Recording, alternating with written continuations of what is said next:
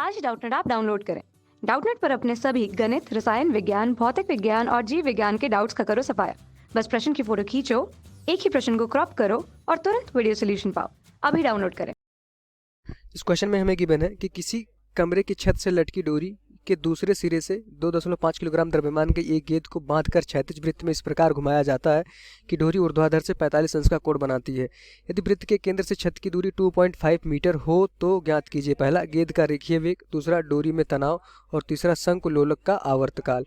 जी के value 10 metre पर second square given है। तो इस क्वेश्चन को करने से पहले इस क्वेश्चन को हम अच्छे से समझ लेते हैं कि इसमें क्या दिया हुआ है। ये हमारा कोई एक छत है, ठीक, इसको मान लेते हैं छत है। इस छत से एक डोरी हमारी इस समय अभी इस छत से क्वेश्चन में कहा जा रहा है कि एक डोरी लटकी है। तो इस क्वेश्चन में हमें एक छत दिया था, ये हमारा छत है। अब क्वेश्चन में कहा जा रहा है ये हमारा छत है, इससे एक डोरी के दूसरे सिरे से 2.5 किलोग्राम द्रव्यमान की एक गेंद को बांधकर क्षैतिज वृत्त में इस प्रकार घुमाया जाता है। तो यहाँ से एक हमारा छत से एक डोरी बंधी थी, उसके दूसरे सिरे पे एक द्रव्यमान था, वो बांध दिया जाता है। अब क्वेश्चन में कहा जा रहा है कि इस द्रव्यमान को ऊर्ध्वाधर से, मतलब इस ऊर्ध्वाधर से जब इसको थीटा के, मतलब थीटा इक्वल्स टू 45 डिग्री तक ले जाया जाता है और इस वृत्त में जब थीटा इक्वल्स टू 45 डिग्री बनता है, इसको एक वृत्त में क्षैतिज घुमाया जाता है। तो अगर इसको एक वृत्त में घुमाया जाएगा तो कुछ इस तरह से घूमेगा। ये यहाँ अगर वृत्त देखेंगे तो ये इस वृत्त में एक तरह ऐसे घूमेगा। तो यहाँ से इस वृत्त में ये क्षैतिज घूमेगा और जिस समय थीटा क्या हो जाएगा, थीटा हमारा ऊर्ध्वाधर से 45 डिग्री पे बना रहा होगा। जब अपने इस एंड पे आएगा तो इस एंड पे देखेंगे कि हमारा इसका थीटा क्या हो जाएगा, ये हमारा यहाँ होगा। तो यहाँ भी थीटा की वैल्यू क्या हो जाएगी, 45 के बराबर हो जाएगी। तो इस तरह से हमारा इस वृत्त में घूमेगा, ये हमारा वृत्त होगा। अब हमें पता है कि अगर ये डोरी है तो इसमें अगर लटकाया जाएगा तो तनाव आएगा, इस तरह से तनाव आएगा, ये हमारा तनाव इस डोरी में टी आएगा। तो इस समय क्वेश्चन में कहा जा रहा है कि जब हमारी ऊर्ध्वाधर से थीटा 45 डिग्री का कोण बनाती है तो इस समय वृत्त के केंद्र से छत की दूरी हमारी 2.5 मीटर गिवन है। हमारे वृत्त का केंद्र है, ये हमारा वृत्त का केंद्र है, जिस वृत्त पे ये हमारा ये वृत्त है। तो अगर इस वृत्त का केंद्र हम देखेंगे तो हमारा केंद्र यहाँ आएगा और इस केंद्र से और छत की दूरी कितनी है, 2.5 मीटर गिवन है। तो मतलब कि अगर हम इस दूरी को देखेंगे, ये हमारी इस दूरी को, तो एच मान लेते हैं इसको हम, एच की वैल्यू क्या है, 2.5 मीटर। एच क्या है हमारा, ये इस छत से और इस वृत्त के केंद्र की दूरी है। वृत्त क्या होगा हमारा, क्षैतिज में गति करेगा, हमारा वृत्त का पाथ ये होगा। तो इस वृत्त का केंद्र हमारा ये होगा, पॉइंट ओ हम कह देते हैं। तो यहाँ से पॉइंट ओ और ये पॉइंट पी मान लेते हैं, हिंज पॉइंट, जिसपे हमारा छत से लटका हुआ डोरी बंधा है। तो इन दोनों के बीच की दूरी क्वेश्चन में 2.5 मीटर गिवन है। अब हमसे क्या क्वेश्चन में पूछा गया है कि पहला गेंद का रेखीय वेग। हमें पता है कि रेखीय वेग जो वेग होता है, रेखीय मतलब कि इस वृत्त के सर्कल जो हमारा वृत्त बन रहा है उससे रेखीय वेग क्या होता है, ये हमारा रेखीय वेग v होगा।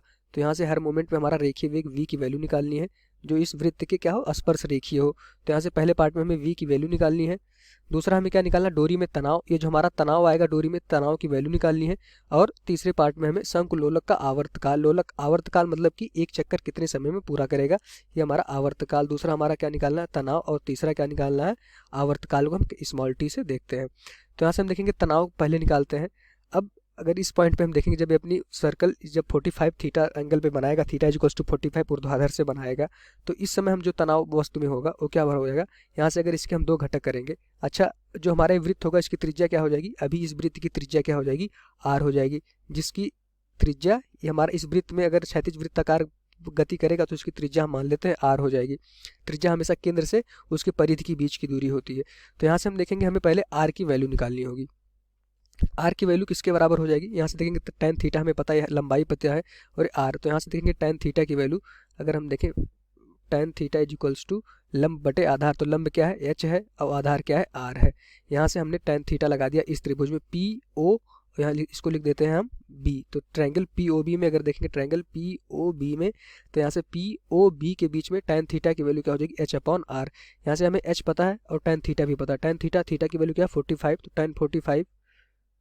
tan 45 is equal to H upon R. तो यहाँ से देखेंगे कि एच की वैल्यू हमें क्वेश्चन में गिवन है, तो आर की वैल्यू क्या हो जाएगी, आर की वैल्यू हो जाएगी, एच क्वेश्चन में गिवन है 2.5 अपॉन आर की value tan 45 upon tan 45। tan 45 क्या होता है 1, तो यहाँ से आर की वैल्यू आ जाएगी 2.5 मीटर।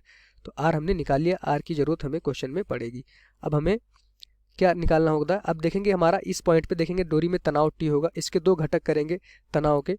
तो तनाव का अगर एक घटक करेंगे तो ये ऊपर की तरफ आएगा, अगर हम एक घटक तनाव का करें तो इस तरह से हमारा तनाव का एक घटक ऊपर की तरफ आएगा, उसकी वैल्यू क्या हो जाएगी, अगर ये एंगल क्या होता है हमारा 45, ये भी एंगल होगा, अगर ये हमारा 45 है, हमारा 90 है, तो ये भी 45 होगा। तो यहाँ से तो हमारा एंगल क्या हो जाएगा, ये एंगल हमारा 45 हो जाएगा, क्योंकि ये भी 45 है। तो यहाँ से अगर टी का एक घटक देखेंगे, टी का एक घटक ऊपर की तरफ आएगा, ये हमारा क्या हो जाएगा, टी साइन 45 डिग्री हो जाएगा। एक घटक हमारा क्या आएगा, केंद्र की तरफ आएगा। तो अगर दूसरे घटक की बात करेंगे तो इस दिशा में हमारा क्या हो जाएगा, टी कॉस 45, टी कॉस 45। तो अगर हम साफ साफ देखेंगे पॉइंट, अगर इसका एक डायग्राम बनाए, इस तरह से हमारा था, एक पॉइंट बी हमारा था, इस डोरी में तनाव क्या था, टी था। अभी ये डोरी हमारा हिंज था, ये हमारा एंगल क्या था, थीटा था। तो यहाँ से हम देखेंगे थीटा की वैल्यू क्या थी, क्वेश्चन में 45 डिग्री थी। हम साफ साफ देख रहे हैं इसको बना के डायग्राम। तो इसके अगर हम दो घटक करेंगे तो एक घटक हमारा इसके ऊर्ध्वाधर ऊपर की तरफ होगा, उसकी वैल्यू हो जाएगी टी साइन 45। और एक घटक हमारा अगर केंद्र था, पॉइंट ओ था, तो एक घटक हमारा इस टी का इधर आ जाएगा, टी कॉस 45। तो यहाँ से देखेंगे दोनों घटक कर लिए। अब यहाँ से देखेंगे जो भी हमारा टी साइन 45 होगा, इसका द्रव्यमान नीचे, इसका जो भार होगा वो mg नीचे लग रहा होगा। तो इस पॉइंट बी पे हम देखेंगे कि दोनों अगर बल को हम बैलेंस करें, टी साइन 45 किसके बराबर हो जाएगा, mg के बराबर हो जाएगा। तो यहाँ से हम पहले बैलेंस करेंगे, T sine 45 is equal to mg के। हम अभी किसकी बात कर रहे हैं, पॉइंट बी की बात कर रहे हैं। पॉइंट बी पे हमारे पास कितने बल थे, एक बल हमारा क्या था, टी साइन 45, और नीचे की तरफ जो उसका द्रव्यमान था, उसका भार नीचे mg लग रहा था। तो दोनों को बराबर करेंगे। तो यहाँ से हमें पता है साइन 45 की वैल्यू, टी की वैल्यू यहाँ से हम निकाल लेंगे, mg upon sine 45 degree. mg की वैल्यू क्या है, क्वेश्चन में m की वैल्यू है 2.5, g की वैल्यू है 10, तो और साइन 45 की वैल्यू होती है 1/√2। तो यहाँ से हम t की वैल्यू देखेंगे तो आ जाएगा t की वैल्यू 25 इंटू √2, ये हमारा t की वैल्यू आ जाएगी। तो ये हमारा एक आंसर हो गया जो हमें तनाव क्वेश्चन में पूछा गया था। अगर इसको देखेंगे तो वैल्यू हमें पता होती है 1.21 होता है, तो यहाँ से t की वैल्यू क्या आ जाएगा, अगर 1.21 रख देंगे तो इसकी वैल्यू आ जाएगी 35.35 न्यूटन। ये हमारी t की वैल्यू आ गई। हमसे क्वेश्चन में t की वैल्यू पूछी गई थी, तो हमने तनाव की वैल्यू निकाली। एक आंसर हमारा ये हो जाएगा। सेकंड पार्ट हमारा क्या था कि आप तनाव निकालिए, तो हमने तनाव को निकाल लिया। पहला पार्ट क्या था हमारा, वेग निकालिए, रेखीय वेग। अब हमें पता है कि इसमें इसके तरफ जो तनाव का एक बल हमारा केंद्र की तरफ आ रहा है, टी कॉस 45, टी की वैल्यू हमने निकाल ली है।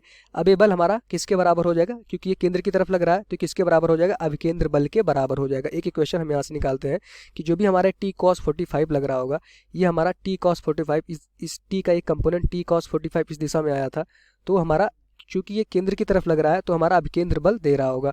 तो तनाव का एक कंपोनेंट हमारा टी कॉस 45 क्या दे रहा होगा, अभिकेंद्र बल। अभिकेंद्र बल की वैल्यू क्या होती है, mv² अपॉन आर।